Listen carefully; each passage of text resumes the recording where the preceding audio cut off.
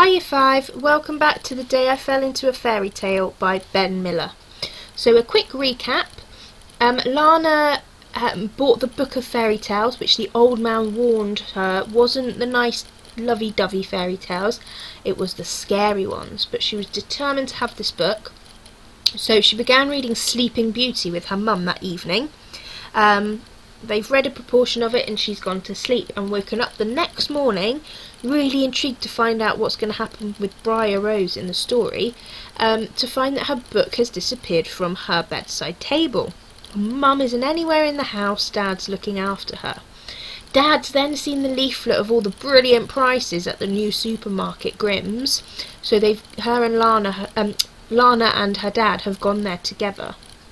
Lana's seen the old man again, and this time she's climbed up to get into a big tub of sweets, and the old man's pushed her, and now she's tumbling into this big tub of sweets. So let's see what's going to happen.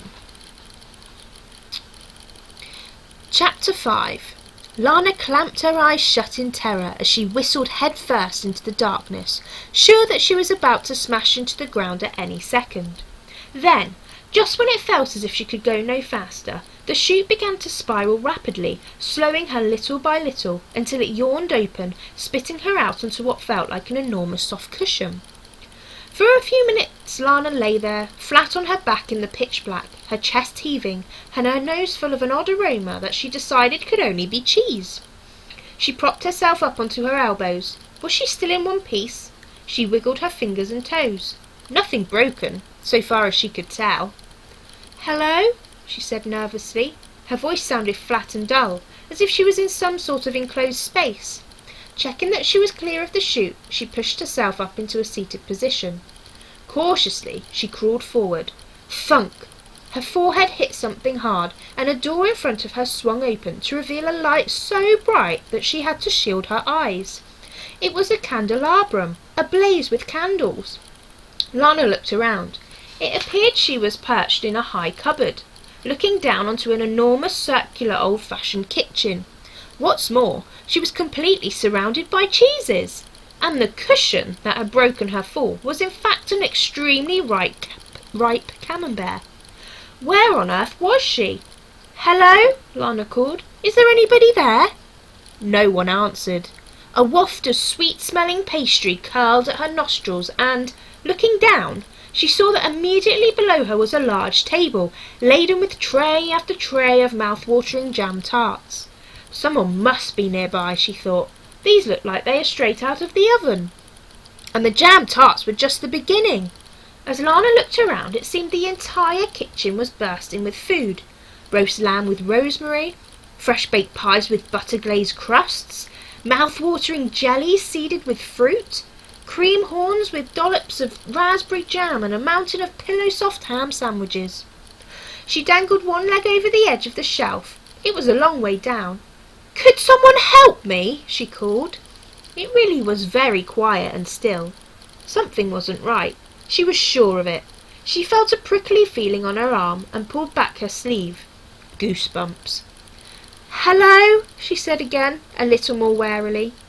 There was nothing for it. She would have to get down by herself. She turned so that she was facing backwards, then lay down on her tummy to lower her legs onto the table. At least that was what she planned to do. Unfortunately, kick, dangle and swing as she might, the tabletop was nowhere to be found. So she lowered herself a bit more, then a bit more, until she realised too late that there was more of her off the shelf than on it, and the next thing she knew she was landing hard on her bottom on a rack of scalding hot jam tarts. "Ow! Ooh! Ah!" panted Lana, hopping down from the table and brushing off the sticky jam tarts as quickly as she could. Her heart skipped a beat. Now she was on the ground. She could see there was a large alcove in the kitchen wall, and sitting with their backs to her were what could only be a cook and a kitchen boy. Except they weren't moving.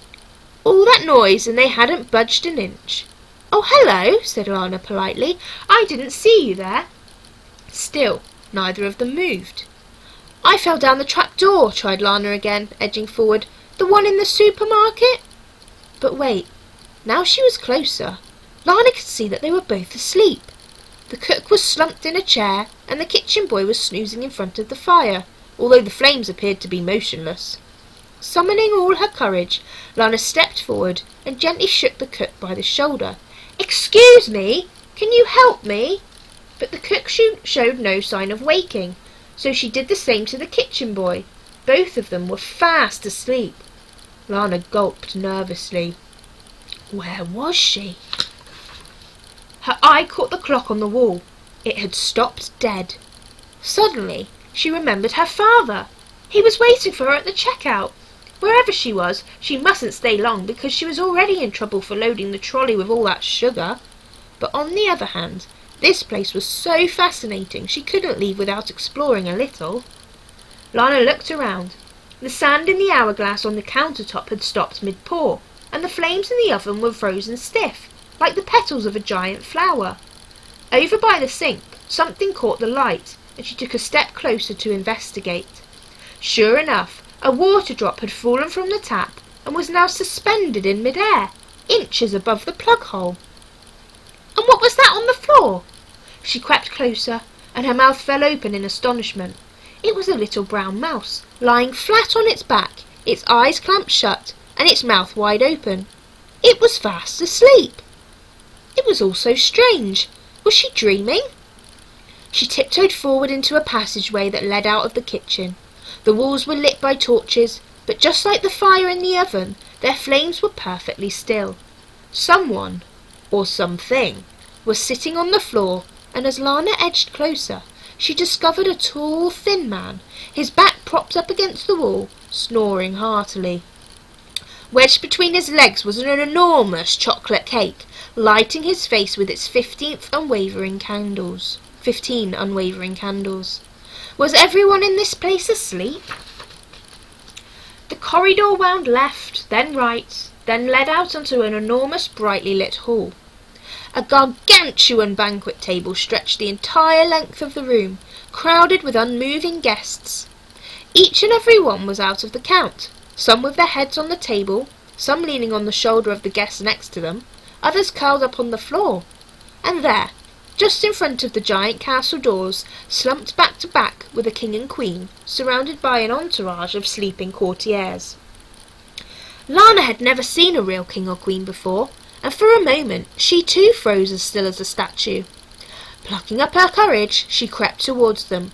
The queen's throat glittered with jewels, and her hair was wet, as if she had been swimming. The king was wearing a golden crown, and in his hand was a loaded wooden crossbow. To Lana's astonishment, a little brown bird fluttered out of nowhere and settled on the tip of the arrow, making her jump. It turned its head and stared at her with a beady brown eye. It was so strange to see something alive and moving among the stillness that, for a moment, Lana couldn't quite take it in. Then, almost as soon as it had landed, the bird took off across the hall. Deep in the shadows was a door, opened just wide enough to show a flight of stone steps spiralling upwards, and the little brown bird began to flutter back and forth in the archway, chirruping loudly. Was it talking to her? What could it want? Cautiously, Lana crossed the hall, and sure enough, as she neared the half-open door, the little brown bird fluttered up the flight of steps and out of sight. Lana had an uneasy feeling about all of this. The frozen cook and kitchen boy, the uneaten food, the motionless king and queen. This was a very odd place indeed, but what if the bird really was trying to show her something important? She stepped through the archway. The little brown bird was perched on one of the upper steps. As soon as it saw Lana, it took off again, flying further up the tower. So up the spiral staircase Lana went, round and round. Now and then she glimpsed the little brown bird ahead of her, but every time she got close, it took off again, leading her higher and higher into the tower. Up and up she climbed, and soon her legs began to tire. Determined not to give up, she plodded on, her feet like lead. Then, finally, just when she felt her lungs were about to burst, she turned a corner to find the little brown bird perched on the handle of a tiny oak door. The door was open, but there was a rusty key in its lock. Lana took a step closer, and the little brown bird fluttered through the doorway. What could be inside? Breathing heavily from the climb, and with her heart racing, Lana mounted the final step, crawled through the doorway, and found herself in a dusty room lit by one small skylight. In the middle of the room was a bed, and the little brown bird hovered above it, as if it was the thing it had been trying to show her. There, lying on white linen sheets, shrouded in light, was the most beautiful girl Lana had ever seen. She was fast asleep, with one arm stretched out across the bed. On her fingertip was a single drop of blood. Lana gasped. She recognised the scene immediately. There was only one person this could be. Briar Rose. She had pricked her finger. But where was the spindle? It was only then that Lana noticed a strange noise, a rolling and rattling, repeating over and over. At the far side of the room, half hidden in the darkness, there was a woman sitting with her back to Lana. In front of her was a wheel, on which she was spinning thread. She was dressed in a black hooded shawl. At her feet was a jumble of silk, and in her left hand was a spindle, turning slowly. That was where the noise was coming from. As Lana watched, the little brown bird fluttered over and perched on the woman's shoulder. "Who's there?" The voice was thin and airy, like wind in dry reeds. All Lana's thoughts and feelings were suddenly drowned by a crashing wave of fear. She felt her heart racing. She moved her lips to answer, but she was so scared that no words came out. Gradually the woman turned. Her hair was white, but her skin was smooth like a baby's. Her eyes were closed and her nostrils were twitching, as if she were trying to smell Lana rather than see her. She reached out and placed something in Lana's hand, the spindle. Then, slowly, the woman opened her eyes. They were bright red. Ooh, think she has fallen into the fairy tale now. So, return tomorrow for chapter 6 of The Day I Fell into a Fairy Tale. Bye!